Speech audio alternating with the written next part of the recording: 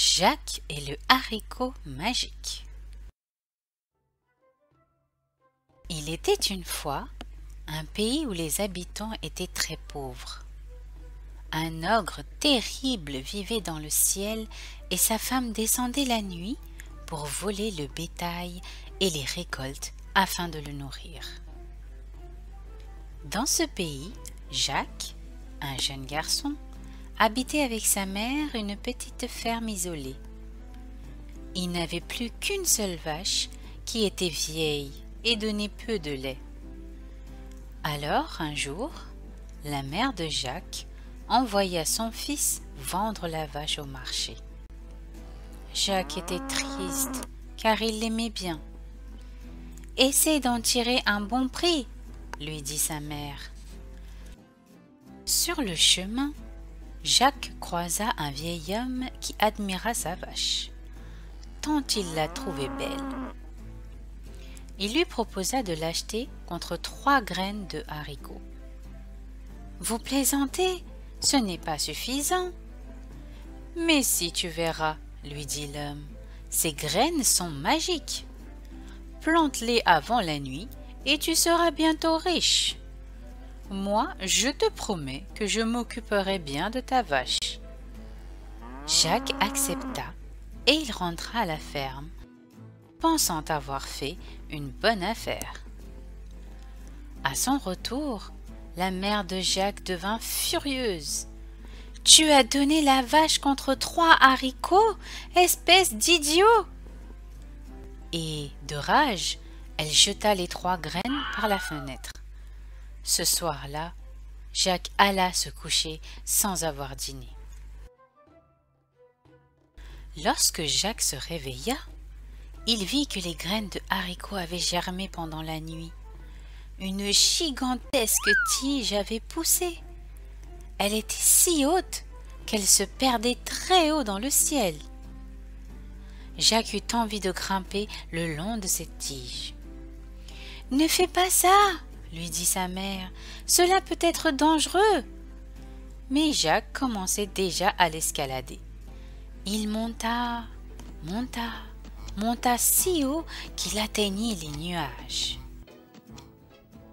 Une fois au sommet, il trouva un chemin qui serpentait entre les nuages. Jacques se mit en route. Il marcha ainsi jusqu'à ce qu'il aperçoive une magnifique demeure. Une femme géante se tenait debout devant la porte. « Bonjour madame, vous n'auriez pas quelque chose à manger pour moi? Je n'ai pas dîné hier ni déjeuné ce matin. »« Tu as faim? Mais c'est toi qui vas être mangé si tu restes là. Mon mari est un ogre et il apprécie particulièrement les petits garçons rôtis. S'il vous plaît, je suis prête à prendre le risque d'être mangée plutôt que de mourir de faim. » La femme de l'ogre eut pitié.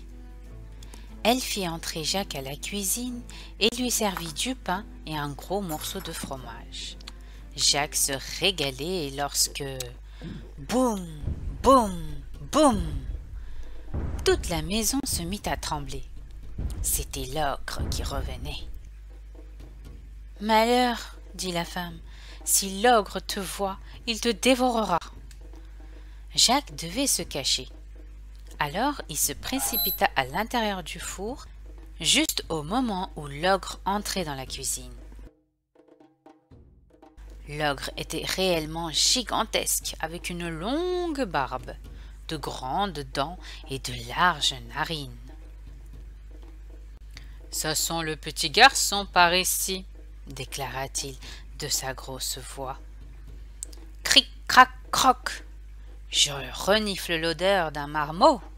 Qu'il soit laid ou qu'il soit beau, tous les bambins sont des festins. »« Tu rêves, mon ami, » dit la femme en apportant un grand plateau plein de victuailles. « Il n'y a pas d'enfants ici. » Après avoir avalé 2 moutons entiers et quelques lièvres, l'ogre sortit de sa cachette un tas de pièces d'or qu'il se mit à compter avec ravissement. Puis, Satisfait, il s'endormit et ronfla si fort que toute la maison trembla. Jacques sortit du four sur la pointe des pieds et, en passant devant l'ogre, il attrapa une pièce d'or. Dès qu'il fut dehors, il courut jusqu'à la tige du haricot et descendit chez lui, le plus vite qu'il put. « Maman, maman, voici de l'or, nous voilà riches maintenant, nous n'aurons plus jamais faim. » Ainsi, Jacques et sa mère vécurent heureux grâce à la pièce d'or. Mais le jour vint où elle fut entièrement dépensée. Alors, Jacques grimpa à nouveau le long de la tige et retourna à la maison de l'ogre. Devant la porte, il retrouva la femme immense qui le regardait s'approcher. « Passe ton chemin, mon petit bonhomme, ou l'ogre te mangera, » lui dit-elle. « Mais dis-moi, il nous manque une pièce d'or. Tu ne saurais pas ce qu'elle est devenue par hasard ?»« Peut-être que je le sais, » répondit Jacques. « Mais je suis affamé, et il faut que je mange avant de pouvoir parler. » La femme fit entrer Jacques à la cuisine et lui servit du fromage.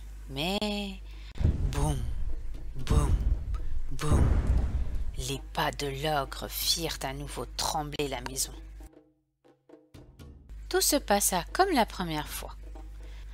Jacques se cacha sans attendre dans la première marmite trouvée. Cric, crac, croc, je renifle l'odeur d'un marmot, cria l'ogre. Mais non, mon pauvre ami, dit sa femme, il n'y a pas d'enfant ici. Mange donc ce que je te donne. Après le repas, l'ogre sortit une poule d'une cage en bois. La poule fit quelques pas sur la table, caqueta, puis pondit un œuf. Il était en or. Satisfait par ce spectacle, l'ogre finit par s'endormir sur sa chaise. Alors Jacques sortit de la marmite. Il préféra laisser l'œuf en or et ne prendre que la poule. Comme il sortait de la maison, il entendit l'ogre gronder depuis sa cuisine. « Ma poule, où est donc passée ma poule ?» Jacques fila à toute vitesse vers la tige de haricots et descendit jusqu'à vers sa maison le plus rapidement qu'il put.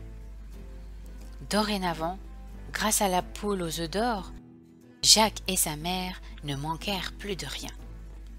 L'histoire pourrait s'arrêter là. Seulement, l'ogre possédait bien d'autres trésors, et Jacques était un garçon curieux. Alors il grimpa une troisième fois sur la tige du haricot.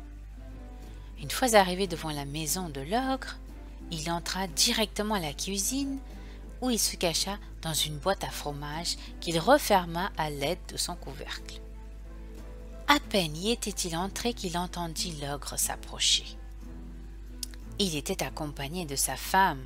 « Cric, crac, croc, je renifle l'odeur d'un marmot. »« Vraiment ?» dit sa femme. « Alors ce doit être le vaurien qui t'a volé ton or et ta poule.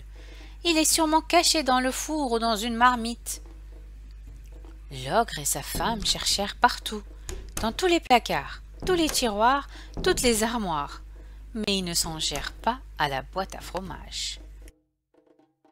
Après avoir déjeuné, l'ogre sortit une magnifique harpe en or. Il la posa délicatement sur la table et la harpe se mit à jouer toute seule une merveilleuse mélodie. Alors l'ogre et sa femme s'endormirent, bercés par la musique.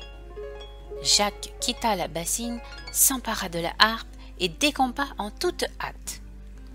Mais la harpe cria « Maître, maître !» et l'ogre se réveilla juste à temps pour voir Jacques prendre la fuite. Il se lança à sa poursuite. L'ogre eut tôt fait de le rattraper. Lorsqu'il vit le garçon descendre par la tige de haricot, il hésita à le suivre le long de cette drôle d'échelle. Mais comme il entendait sa harpe l'appeler, il s'élança à son tour le long de la tige. Jacques glissa le plus rapidement qu'il put. Enfin, il aperçut la ferme. Il cria de toutes ses forces Maman, maman, vite, prends une hache. La mère arriva, affolée de voir l'ogre descendre derrière son fils. Jacques bondit à terre, prit la hache et coupa la tige de haricot. Celle-ci chuta lourdement sur le sol et avec elle, l'ogre qui se fracassa le crâne. On sentit la terre vibrer jusqu'au village d'à côté. Tout le monde comprit qu'on ne reverrait plus l'ogre ni sa femme venir manger le bétail et piller les récoltes. Avec la musique de la harpe et la poule aux œufs d'or, Jacques et sa mère vécurent enfin heureux. Et Jacques put même racheter sa vache.